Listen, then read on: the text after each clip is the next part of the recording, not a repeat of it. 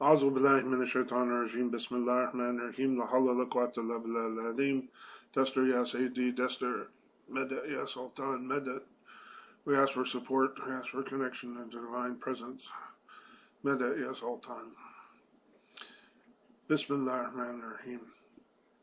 Subhanallah, Sultanallah, Nabi Muhammad alayhi salam. Subhanallah, Sultanallah, Nabi Muhammad alayhi salam. Subhanallah, Sultanallah, Nabi Muhammad alayhi salam. A'udhu billahi minash shaitanir rajim. Bismillahir rahmanir rahim. Welcome to the second class. Just a point clarification. My eyes are a mess today. I've been going through boxes and packing, and we're trying to make a move to Virginia now. So I'm suffering a little bit from allergies and puffy eyes and coughing. So if I cough and,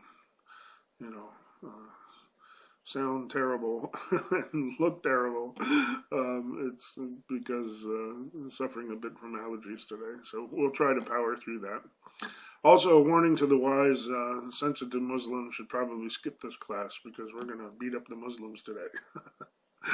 Not with malice in our hearts, but, hopefully with a good intention of trying to shed some light on the many problems that exist within the Muslim Ummah, the community, and the ignorance that is a driving force behind a lot of the things that are going on, and the causes for why the Muslims are experiencing so many problems globally right now. It's because we're not doing what we're supposed to be doing. Prophet Muhammad ﷺ said that we would experience a second age of ignorance, and we're in that age of ignorance now, and we're asking and waiting along with our Christian brothers and sisters for Isa, Jesus, to return and try to sort these things out, and he will sort these things out. So that's the good news. The bad news is that we're in the muck right now, and we are suffering tremendously from people claiming all sorts of things that are falsely representing the Islamic faith and the religion. And more specifically, and of course more appropriately to this class, it's misrepresentations about hijama, and which is why we're offering this course.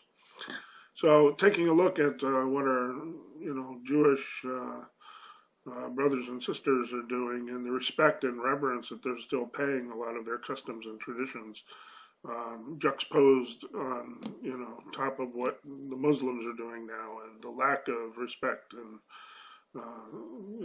attention that they're giving to their own faith tradition. It's a good comparative analysis to take a look at that, and that's part of what we're going to be doing today, is taking a good look at some of the Jewish faith customs and practices, namely the mohil, the person who exercises the circumcision for babies, which is of course an Abrahamic custom and a covenant with God for the Jewish people, as well as the Muslim people and the Christians.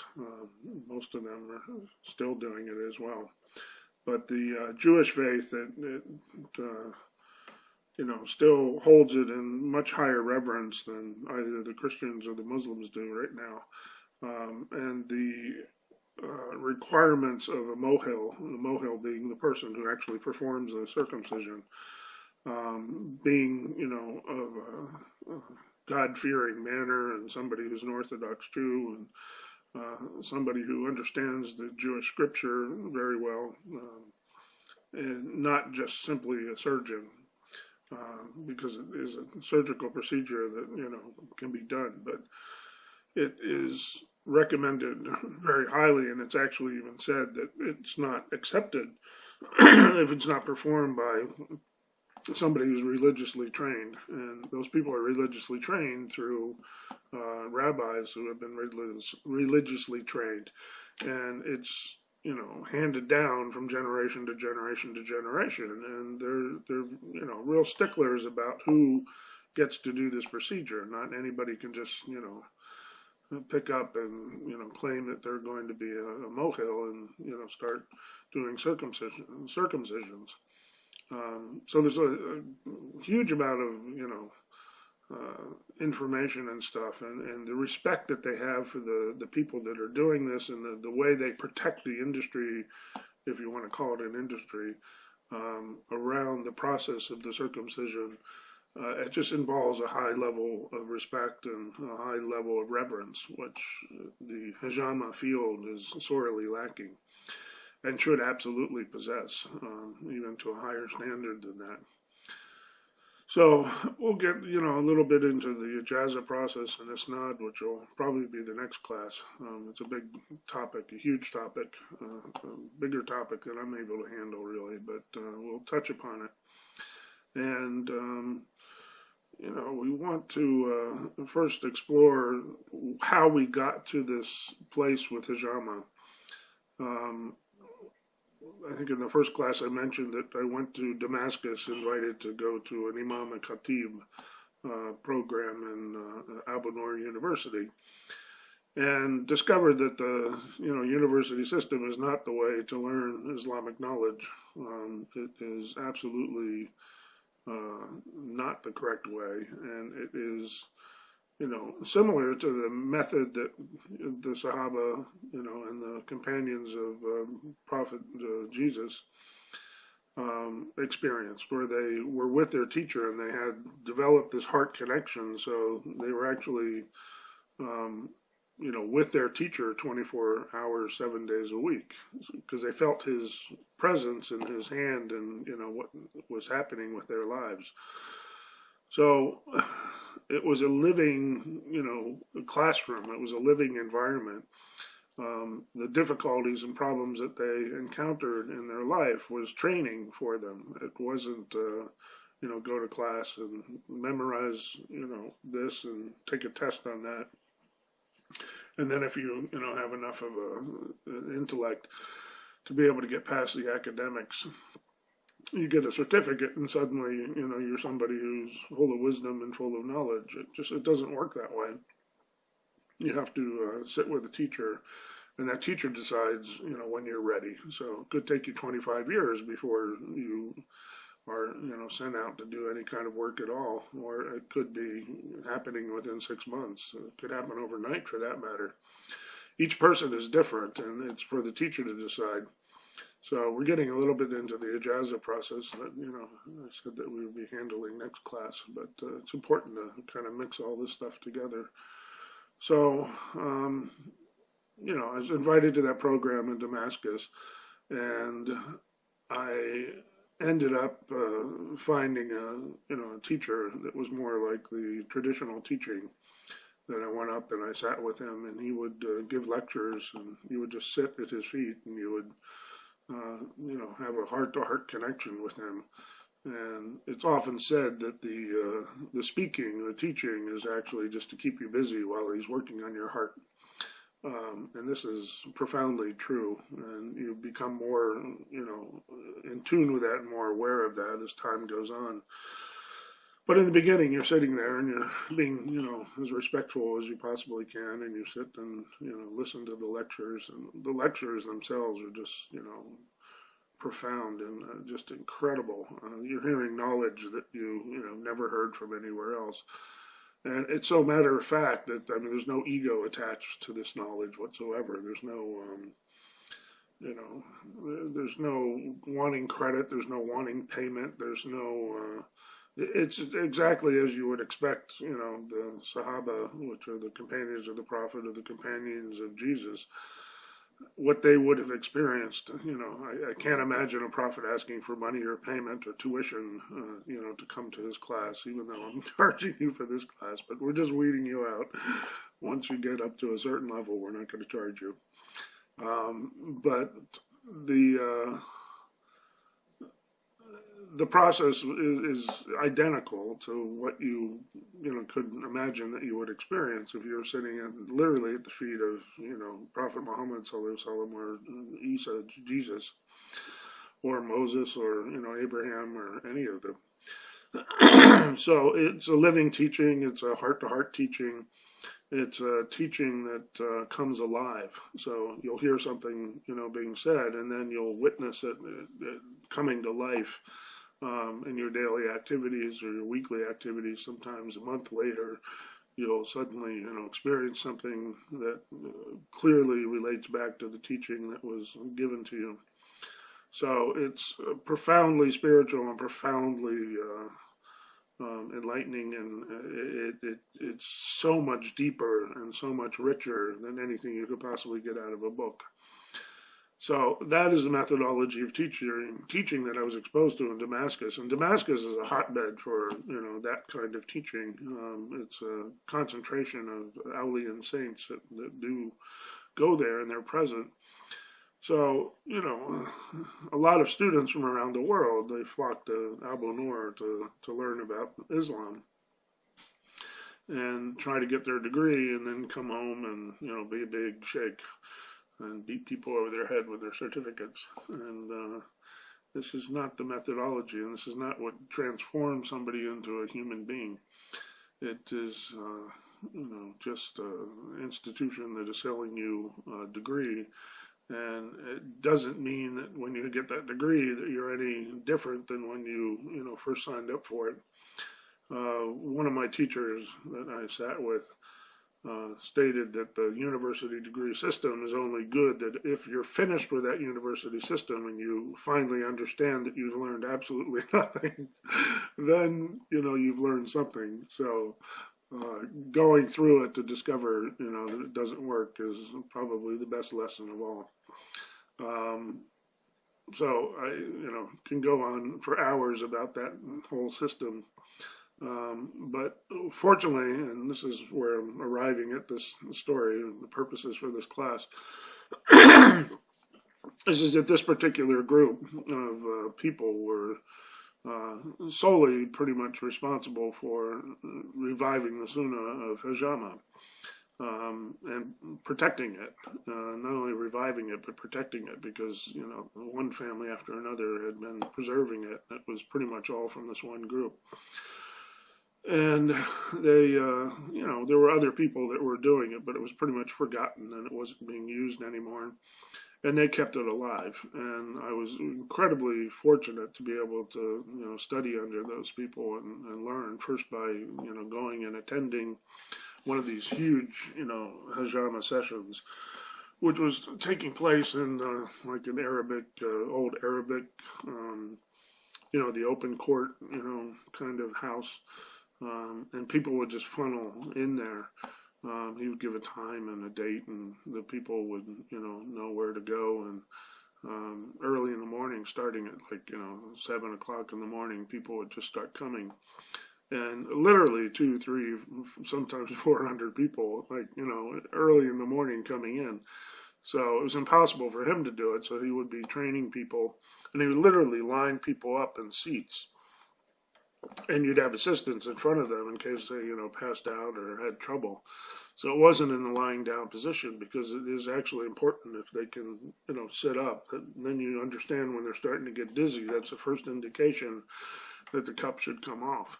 And if somebody's laying down in the position on top of a, kind of a massage table, you have no idea if they've passed out. So it can be a bit more dangerous if you don't get that indication early. And, it could be an indication of blood clotting or something like that. So you want to remove the cups very quickly and address that problem as quickly as you possibly can. And usually, removing the cups very quickly and sometimes raising the legs, and, then you could let the person lay down, because they're pretty much usually passed out on the floor, which is why it's critically important to have people in front of them to catch them and to assist them, down on the ground if they're actually going to faint. So, hundreds of people would show up, and this guy would do it absolutely for free. There would be no charge whatsoever. And, the smart people, the good people, the people wanted more benefit from this, this gift. Understood that the charity that they gave would actually activate the healing process and help the healing process. And the smart ones would make a contribution on their way out. So it's not like he didn't get anything for his trouble, but he didn't demand payment for anything. And that is something we'll cover in the Jewish faith group. That's something similar they do with these mohels, that they don't demand payment. And it's, a stark contrast to what is happening in the Muslim world today, with people just running after money and charging these huge amounts of money for, hijama, and not being experienced and not knowing what they're doing, but still, demanding these huge payments. So we attempted to do that, and it's extremely difficult in the West to, have people understand that you're supposed to make a contribution. So I am not entirely down on charging somebody for the hijama, because there are supplies, and you do have to pay for an office, and usually, not always. I mean, you can do it anywhere, but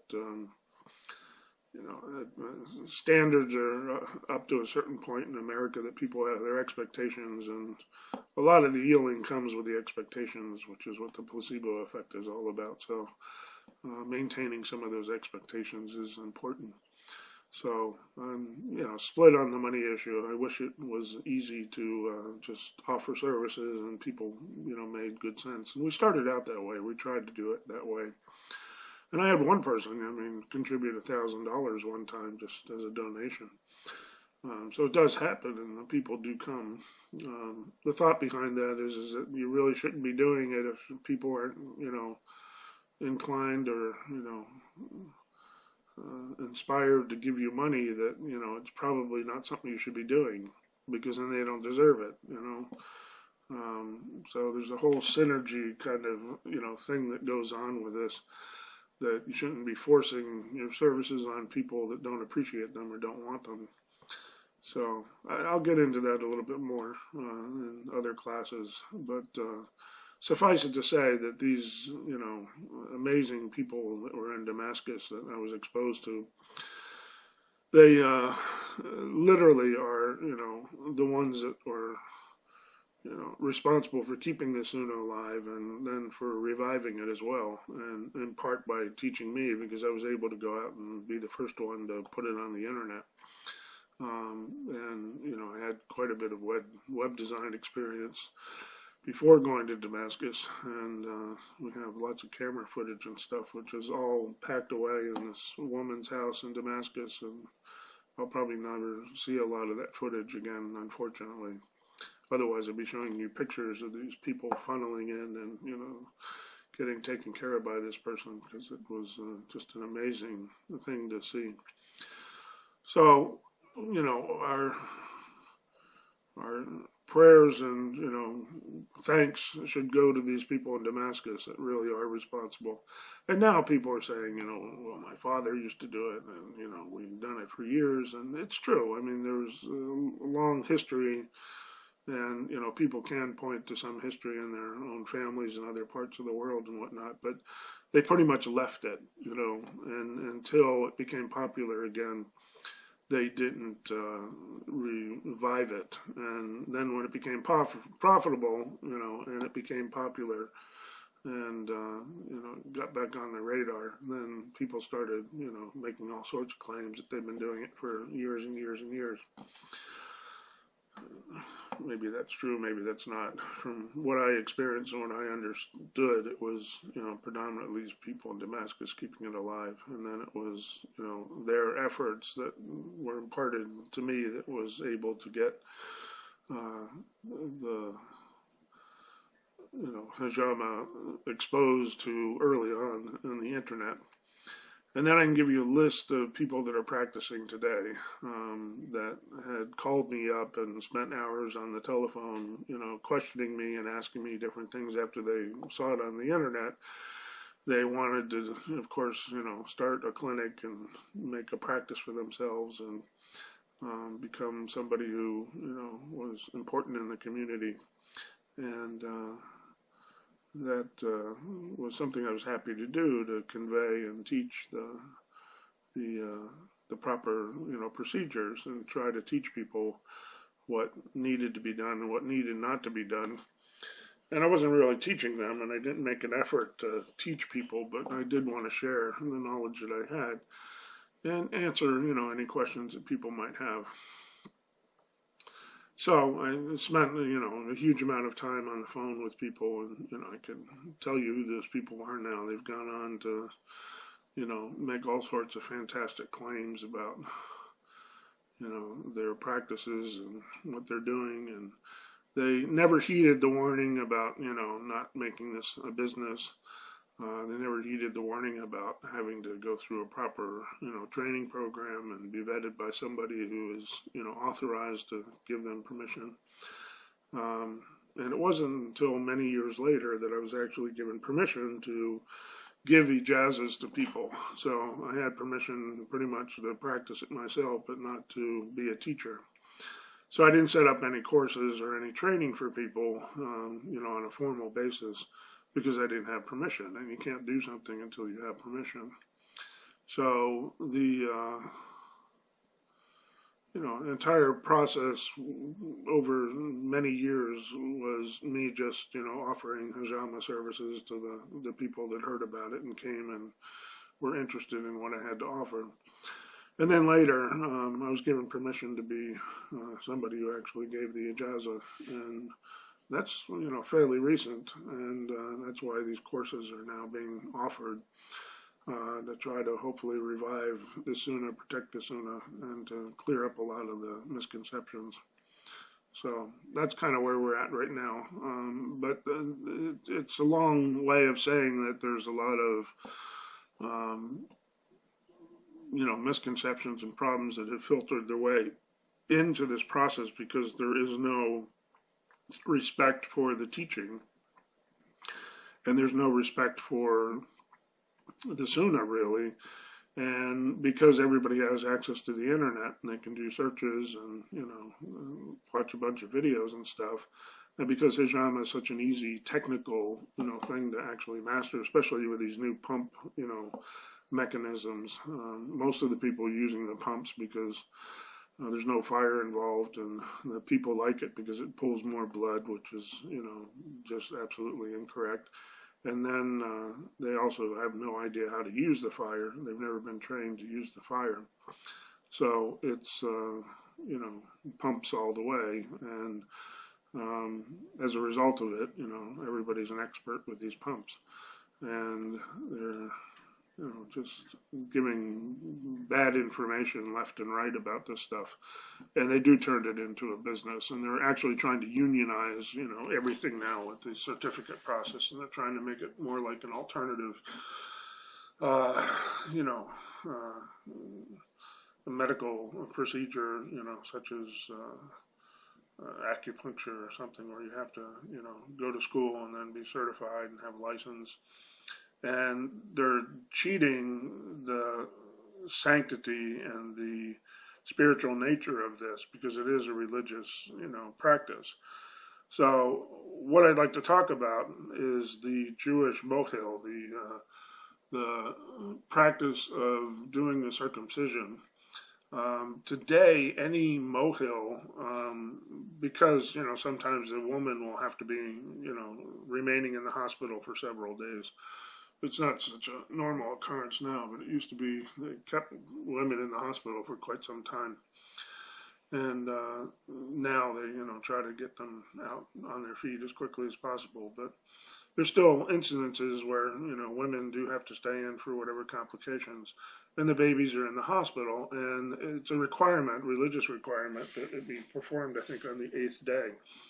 And it, there's a bunch of other, things that need to be considered. If it's on the Sabbath, then you delay it one day. There's, you really need to know and understand what you're doing.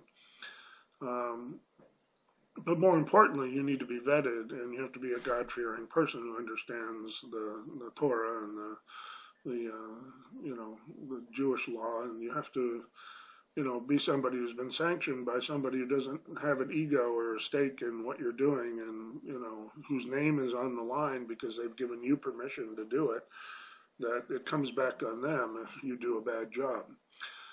So, these institutions that do it, they can kind of protect themselves behind the institution. And if something goes wrong, they fire one teacher and, put all the blame on them as a scapegoat and preserve the institution's name, and let go of the scapegoated individual. And in this way, they can continue their reputation, even though their practices, might be something kind of questionable. But with an individual, there's no, place to turn except the responsibility of the individual himself. So in this way, it's a much better system. That person is not going to sanction somebody to go out and do, damage or harm to his own reputation. And plus, it's, coming from a God-fearing person, so he wants to please God. So he's not going to just let somebody do it for money. So the best example we see in a lot of this is within the Jewish faith, and the reverence and the respect that the Jewish community gives to these mohels, and the reverence and the respect that the general community, including the medical community, gives to these mohels. Because as I was saying, sometimes complications, take place, and these women have to stay, in a hospital, and the mohel will go into the hospital, perform a surgical procedure on a new child, infant, and the doors are, flown wide open. They're welcome with open arms. They're able to do exactly what they do, without any interference, without any question. And it, circumcision is something that is now receiving a lot of criticism, that it's, abusive to the child and it's unnecessary. And, this is a religious procedure that's been going on since the time of Abraham. And for anybody, to say that it's not something beneficial, we get the same thing in the Islamic faith with slaughtering. And I can tell you for sure that, slaughtering an animal in the manner that you are supposed to do it, not in the manner a lot of Muslims do it, but the manner you're supposed to do it, is by far the most humane way to slaughter an animal, and most beneficial way, and most healthy way, both for the human being and for the animal. And it is very much a spiritual process, it's spiritual exercise, and if you do it properly, you see and feel the spiritual benefits from that slaughter. It's not a gruesome, process. It's not something that you sacrifice for God. God doesn't need a lamb. It's a charity, and it's supposed to be given out to the community. And that charity has a power. It has a spiritual power, and a power to protect, and a power to heal. And you really need to understand these things. We also need a conduit, and a clean conduit, to be able to, participate in this process to make it work. So it, works to varying degrees depending on your level, I guess, of spirituality and your cleanliness and your ability to understand the religious nature of these things. So, the Jewish community, most of the rabbis agree that if you do it with a surgeon, it's not accepted. And then you have to repeat the process, with a qualified mohel, and they prick a little bit of blood, to re-perform it without, doing another complete procedure. So it's very kind of the child just to prick it a little bit and take a little blood out. And that suffices to correct, the wrong circumcision that was done.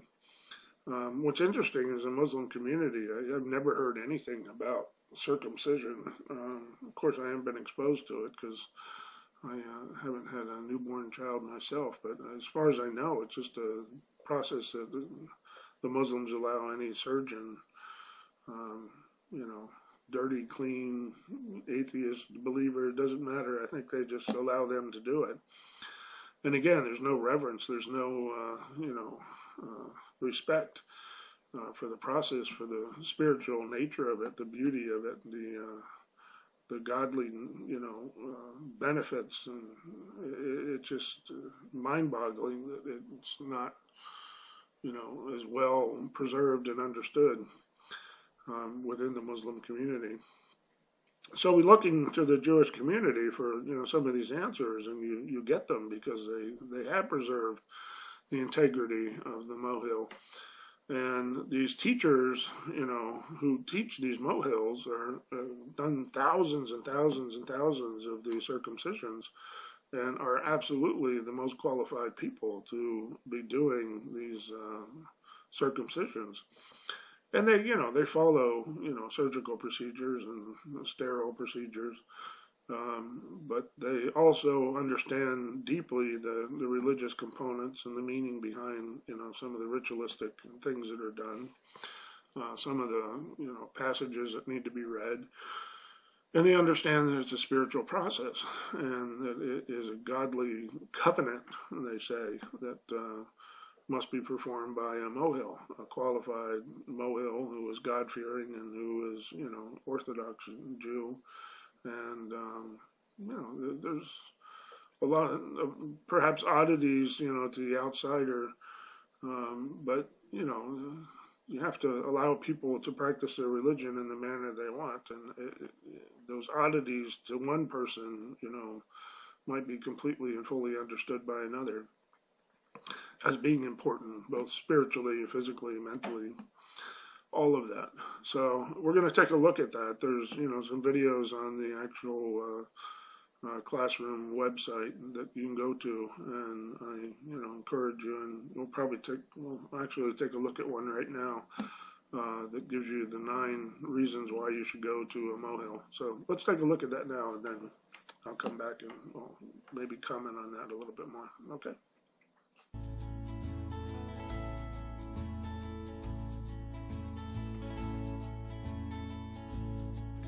What is a mohel and why should I use a mohel? Every bris milah must be performed by a properly trained and certified mohel. A mohel is formally trained both in circumcision techniques as well as in Jewish law and tradition. While he certainly must be an expert in the latest medically approved surgical and sterilization procedures, being a mohel requires much more than surgical and medical skills. Jewish law sees the moment of bris milah as having a great spiritual impact upon the child. The mohel, therefore, must be an expert in the way he performs this important mitzvah. Because if it is not done correctly, the removal of the negative energies is not properly accomplished. It is therefore important to choose an orthodox God-fearing mohel, in order to ensure the bris is done to perfection. He must be a Sabbath-observant Jew, is personally a Shomer Torah mitzvot, who performs the bris milah in accordance with the intentions as well as the methods of Jewish law. In this way the mohel is a specialist in the spiritual aspects as well as the medical aspects of circumcision. A male mohel should perform the bris. The reason for this is that since the bris milah is to imprint the act of the covenant, it therefore must be performed by a member of the covenant. The way to rectify an invalid circumcision is to do hatophas dam bris, releasing a speck of blood. It is important to stress that bris milah is a religious observance, and not a medical procedure. For this reason, one should not use a doctor to do the bris. Okay, so hopefully you enjoyed that. I certainly did. It was something that really impressed me when I was doing the research for this. The mohels are, very well respected, and I liked especially the information about, this being a spiritual practice and it not be accepted by just a surgeon. So relating that back to Sorry, allergies again. Relating that back to the hijama and what's going on in the hijama field and what's going on in the greater cupping field is the cupping people are the surgeons, and they're performing cupping, and they're doing all sorts of things. They might technically be doing it correct, although there's many practices which they're not doing correct. Namely, they're not doing it on the proper days. An emergency situation, I mean a true emergency, not something made up so you can get a little extra business. Which a lot of people unfortunately are, claiming all sorts of emergencies, and they're not emergencies. But an emergency situation, I mean, you can do it on any day, but the ideal and optimal day, which is the day you should certainly try to do this, are the lunar last 15 days of the lunar calendar and the odd days. So it would be the 17th, 19th, and 21st are the optimal days. I mean, you can get into the 23rd and 25th, of course, as well. But the specific saying of the Prophet said very specifically it was 17, 19, and 21st. And then there's, prohibition of not doing it on Wednesdays, and there's a prohibition to respect and honor the Jewish Sabbath, which is a Saturday, so you're not supposed to do it on Saturday. The Wednesday prohibition is because there's disease and illness that can occur on Wednesdays, and it's one of the few things that I, tried to figure out about Islam that I haven't received an answer on. Why that illness takes place on Wednesdays, I still haven't figured that out. When I find out, or if you find out, please let me know. But that's a question I still have outstanding. I would like an answer for. But, having been so convinced by everything else that I have been told, I have learned to listen. So I respect that Wednesday, tremendously. And even if I go to a doctor, I won't accept a shot or something on Wednesday. I had a surgery once, which is not something I recommend anytime, but it was necessary to have that. And they had me scheduled on Wednesday, and I told them absolutely not. And they said, well, the doctor only works on Wednesday. I said, absolutely not. I won't do it on Wednesday. And the hospital was kind enough to move their schedule, and the doctor actually moved his schedule around to my surgery, which is a huge, undertaking in a hospital to get everybody back on a different day. So I was real appreciative of that. But yeah, Wednesdays are out. You don't want to do Wednesdays. And, there's a bunch of other restrictions, which we won't go into detail right now about. But all to say that the cupping, that is occurring in the wider community within the physical therapy community and the massage therapy, the alternative medicine, acupuncture communities, they don't possess this knowledge. And if they do possess it, they don't respect it because they're trying to make money. And they don't want these restrictions because it focuses too much on those days. And then you have, office that's jam-packed with people on those days, and you can't give the individual attention that people have come to demand. So you're kind of relegated to doing what they did in Damascus and just lining people up and doing a bunch of, cupping with, the assistance of others, which is really, I find the best way to do it. But again, we're in the West, and there's a certain amount of expectation here, so it's a little bit different.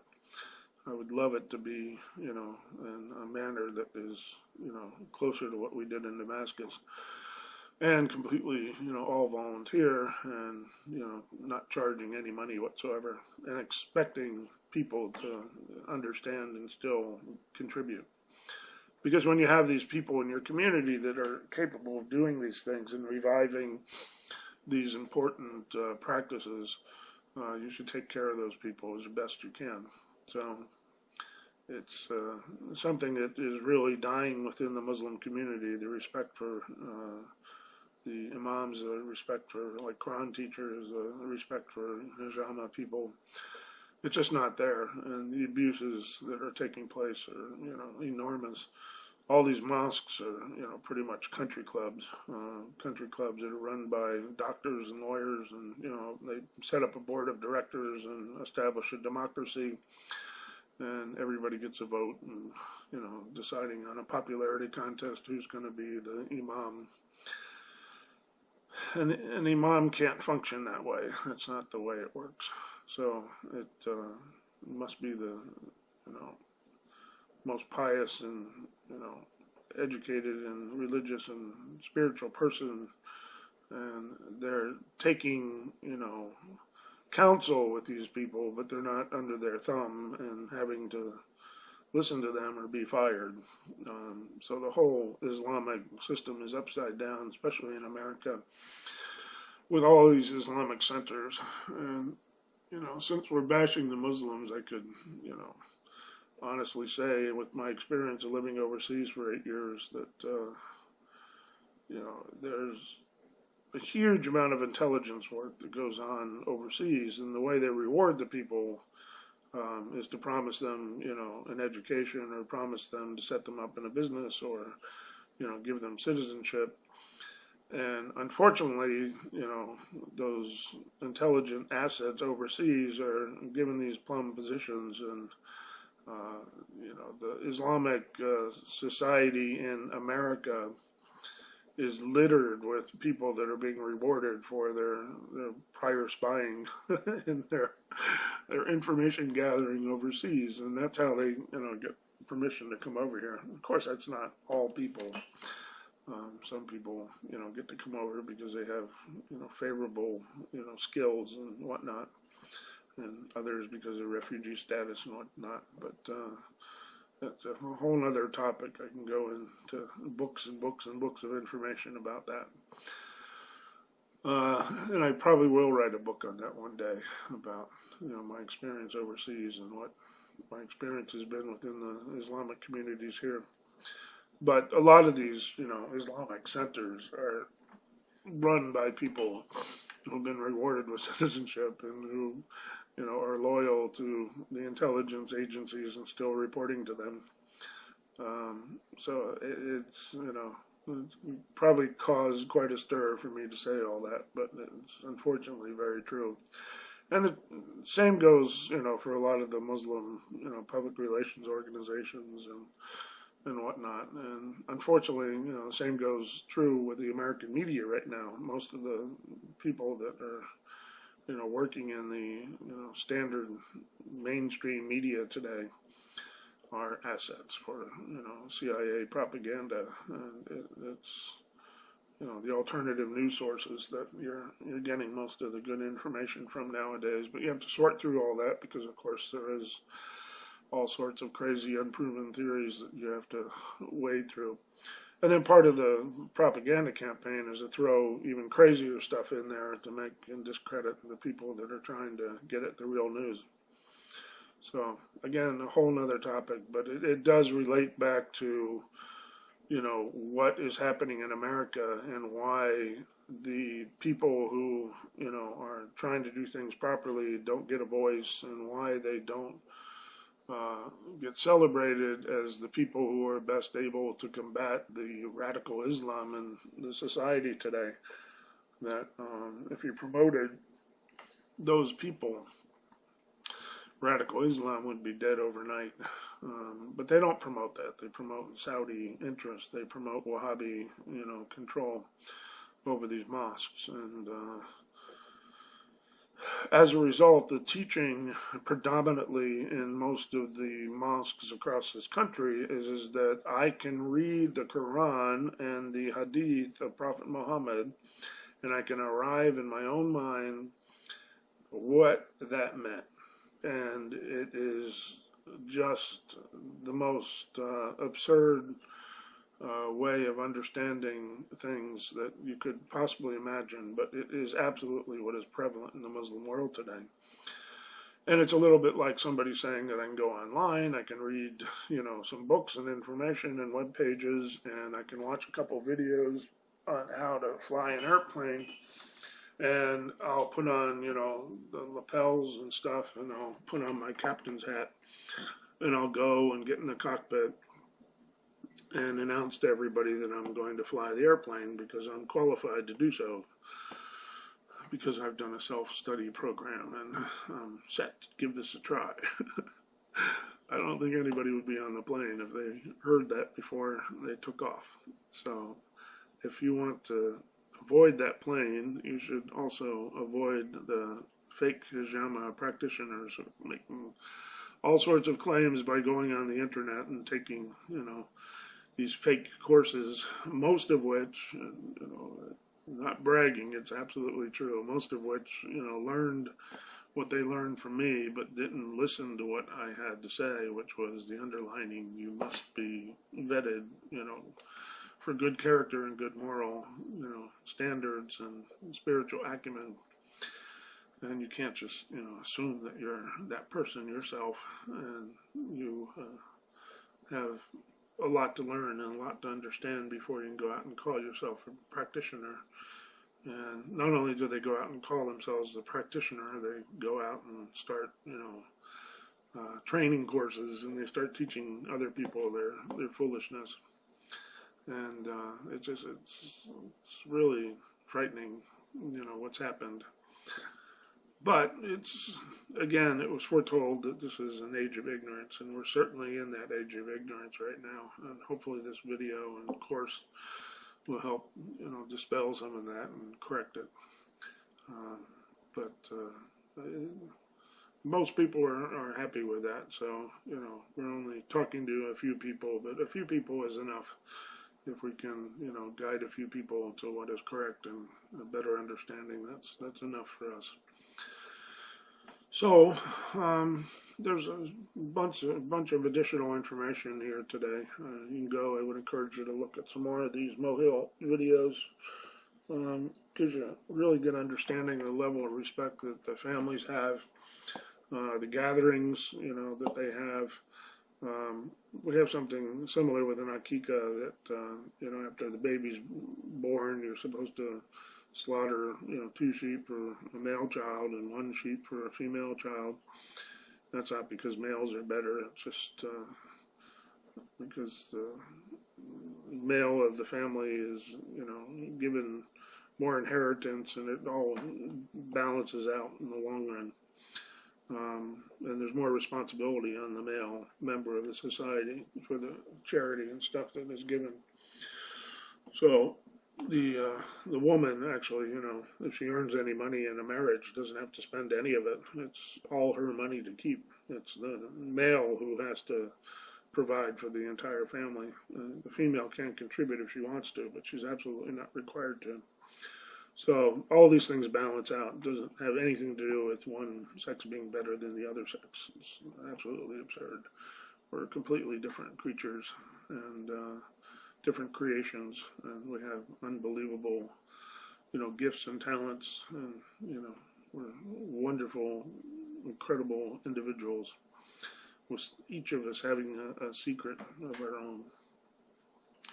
So take a look at those videos, and I would encourage you to also kind of research a little bit on the internet and start looking at some of the absurd, claims and some of the absurd videos that you'll see relating to hijama, all the claims about, the different conditions that it cures and fixes, and people have no idea about that.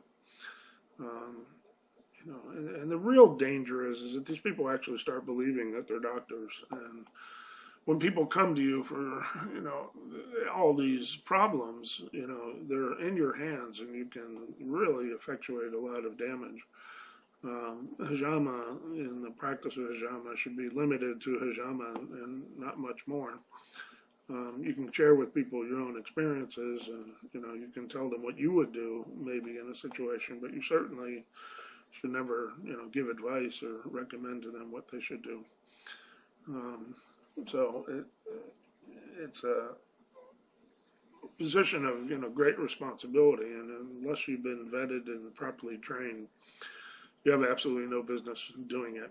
So I applaud our Jewish brothers and sisters for maintaining their level of respect and reverence for those who do the mohels, and I thank you for that example. It's an incredible example that I hope we can extract from and benefit from and learn for ourselves, that this is something we as Muslims should be doing.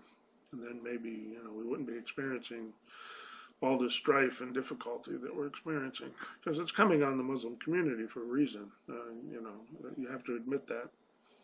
So anyway, take a look at the stuff, and thanks again for showing up. We'll see you in classroom number 3, which is, you know, I don't want to give dates and times. It'll be posted on the classroom, because we might be repeating this at different times afterwards. So, but you got, for this particular series, you have a little bit more time to get through the classroom material, and there is a bit of a homework assignment this time. So try to take a look at that and get that completed. Send me in, you know, whatever you're going to send in, and we'll see you next class. Thanks. For the honor of the most honored amongst creation, Sayyidina Muhammad sallallahu alaihi wasallam, the Fatiha. Bismillahirrahmanirrahim. Alhamdulillah rabbil alamin, arrahmanirrahim, maliki yawmiddin. Iyyaka na'budu wa iyyaka nasta'in. Ihdinas siratal mustaqim. Siratal ladzina an'amta alaihim ghayril maghdubi alaihim waladdallin. Amin. Bye.